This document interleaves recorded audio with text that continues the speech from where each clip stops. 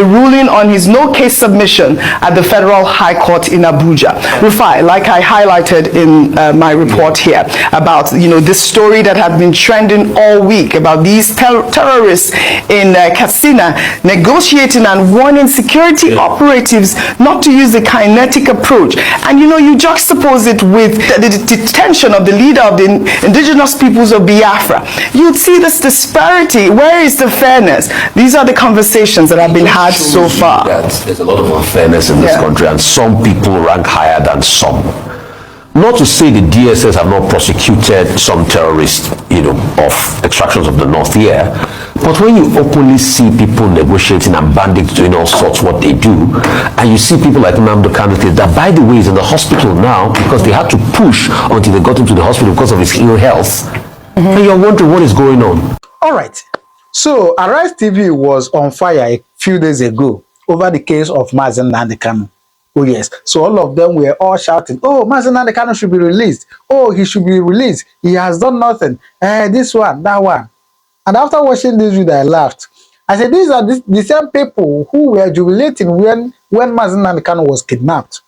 Yes, some of them there in Arise TV, they were jubilating. Say, yes, now the Southeast can have rest. Today, they are calling for the release of Nnamdi Kanu. And I can bet you that most of the people calling for the release of Nnamdi Kanu now don't really like him. They are only calling for his release because they have seen what is happening in Nigeria, where the government negotiates with bandits but hold Nnamdi Kanu ransom for no reason or for no justification. So they are actually calling for his release. Some people, they are calling for his release because they have seen that Nigeria is not viable. Nigeria is not working. Nigeria is just messed. Honestly speaking, this country is messed. So please, let me allow you to hear what they said in Arise TV just a few days ago. This person was saying this one, this person was saying this one, this person was saying this one. All in the name of Nnamdi Kanu. Please, listen to them. Then you do well to drop your comment in the comment section. What you think, please. Well, let's head over to Katsina State now, where terrorist leaders this week held peace meetings in 2 local government areas of the state with local authorities and community stakeholders pledging their commitment to cease hostilities and promote stability under the federal government's Operation Safe Corridor initiative. The meetings held in Sabuwa and Matazu local government areas included LGA chairmen, state assembly members, and a number of prominent terrorist leaders, according to reports. The discussions focused on reconciliation and a cessation of hostilities. Both parties gave assurances that they would work towards lasting peace, and local authorities announced that consultations will continue to consolidate the process. While speaking at the peace talk, one of the terrorist leaders, Kachala Umaru, warned security operatives against the kinetic approach to insecurity, stating, if today you kill 10 bandits, tomorrow you'll see 20. You kill 20, another 30 will rise. Umaru claimed that killing them only worsens the situation and accused the government of prioritizing money generation over the people's welfare. He also called for mutual cooperation and respect for any terms of agreement between the terrorists and security agencies, warning that the peace talks would be meaningless if security operatives are not told to leave them alone. Well, we know this news has ignited public debate over the contrasting government responses to these terrorists and the case of detained IPOB leader Nnamdi Kanu, who remains in custody of the Department of State Services while facing trial on terrorism-related charges, despite the 2022 Court of Appeal ruling that discharged and acquitted him. We also have reports, and we know that the DSS, under the current Director General Adiola Ajayi, has been accelerating trials, including the trial of Nnamdi Kanu, the leader of the indigenous peoples of Biafra. Today, He was seen arriving at the courtroom for the ruling on his no-case submission at the Federal High Court in Abuja. Rufai, like I highlighted in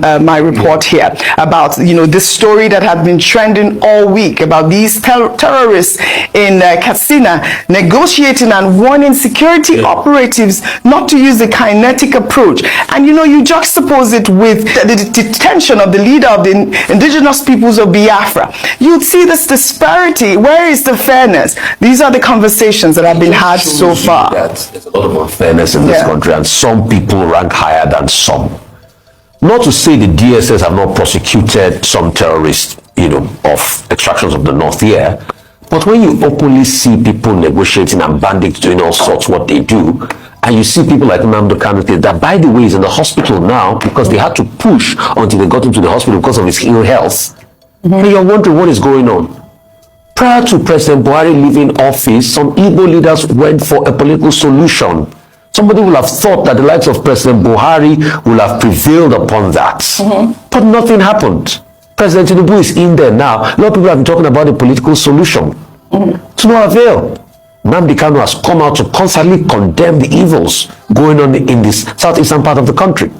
Then at the same time, you see bandits carrying their guns or their AK-47s or their machinery and coming out and even threatening the military, and local government officials are meeting with them. I mean, this is the imbalance we talk about. So please, if the government wants to redeem itself, we need to see those bandits that are being brought to book. Yes. Because it looks as though they have penetrated into the ecosystem. It looks like they are stakeholders in society. Look at them, they are stakeholders. They even have uniform.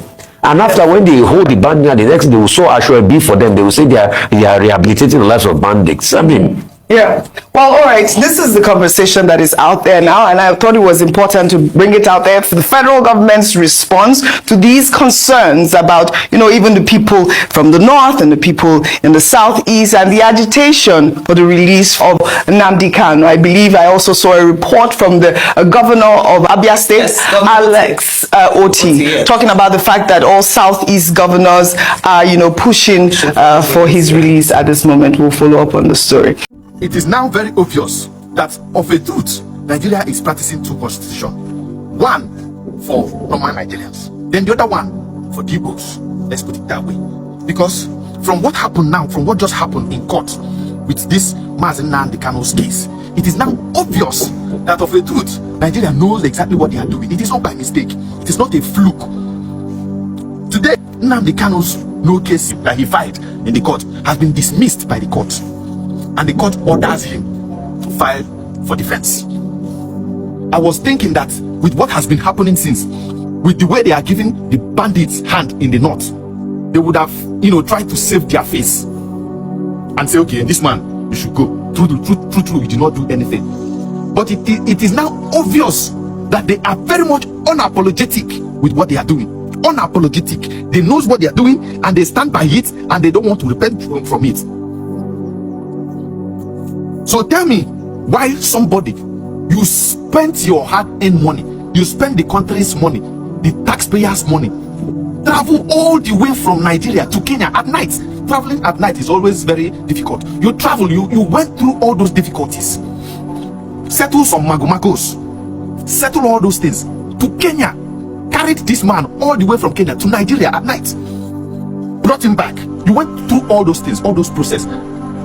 For someone that you did not catch with knife, you did not catch him with stick, you did not catch him with gun.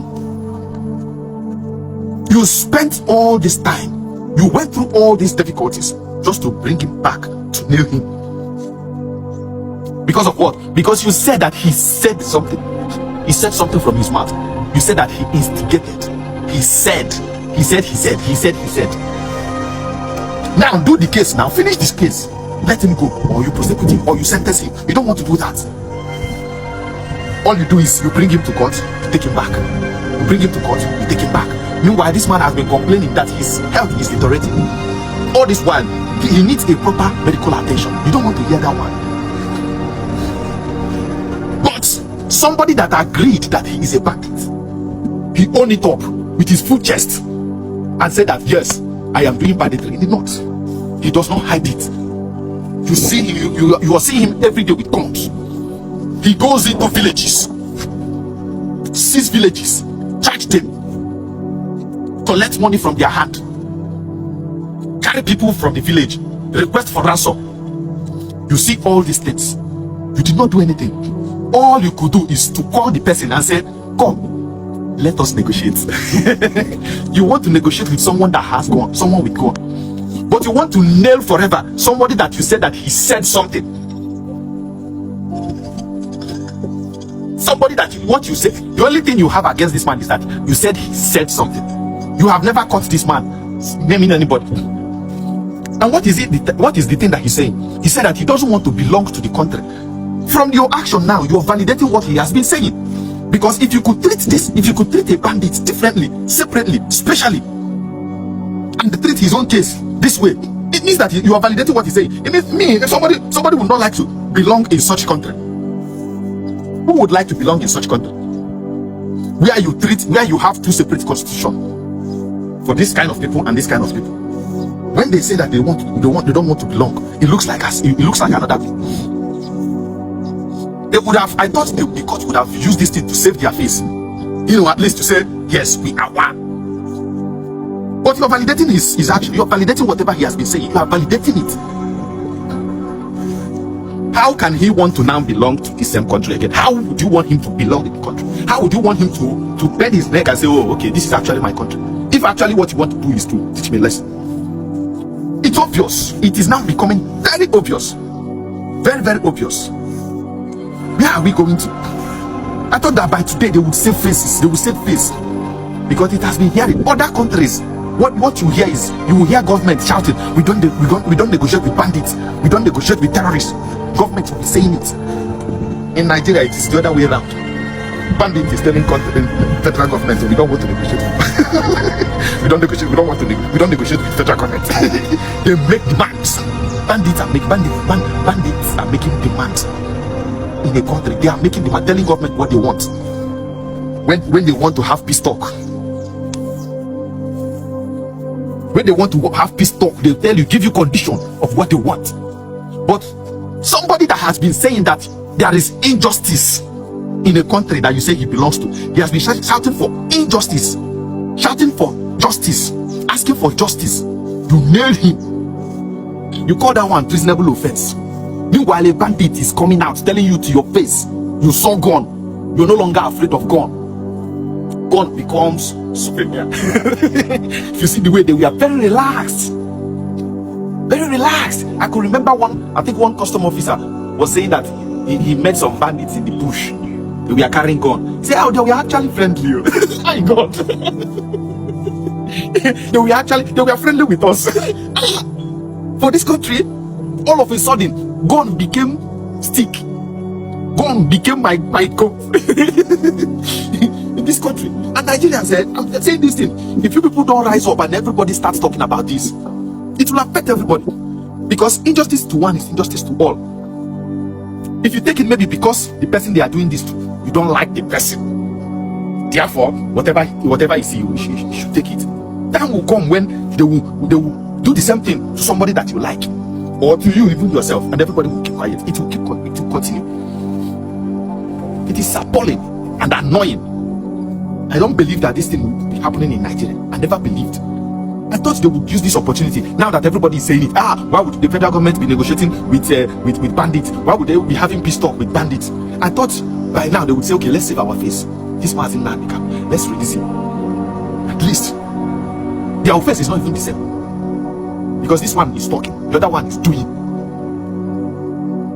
To all the Eastern governors, you people have become a disgrace to your own land. If people are scared to tell you this, one that will tell you. You have painted the image of your land and your culture to look like that of weaklings and cowards, which is very shameful. I know you don't care, but the truth is that it is very shameful of you and you should be ashamed. To all the multi-billionaires in the Eastern community and Igbo land, you people have become a disgrace to your land. People are scared of telling you, one that will tell you. You have painted the image of your land and your culture to look like that of weaklings and cowards, which is very shameful. I know you don't care, but the truth is that it is so shameful of you and you should be ashamed. To all the top Eastern religious leaders, papas and mamas them, you people have become a disgrace to your land. People are scared of telling you, one that will tell you. You have painted the image of your land and your culture to look like that of weaklings and cowards, which is very shameful. I know you don't care, but it should be very shameful of you, and you should be ashamed.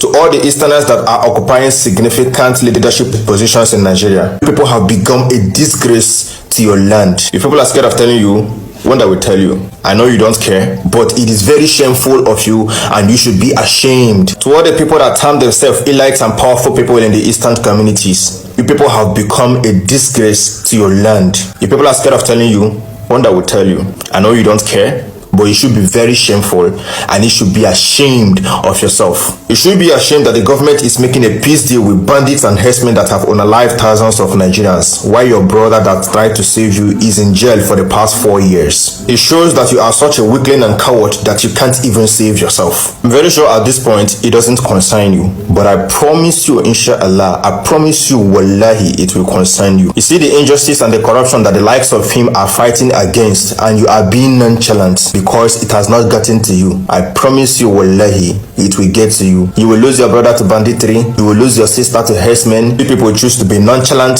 selfish, greedy, to be sabotaging his efforts. Government is literally making a peace deal with bandits that have unalived thousands of Nigerians, while your brother is in jail for the past 4 years. You are a billionaire. You are a governor. Governor my foods. See that baby lion you are raising, that you are feeding? It will eventually grow up, and when it grows, it's going to devour you. All right. So after seeing all this, what do you think? Drop your comment in the comment section. All right. I'll see you in my next video. Thank you very much. May God continue to bless you.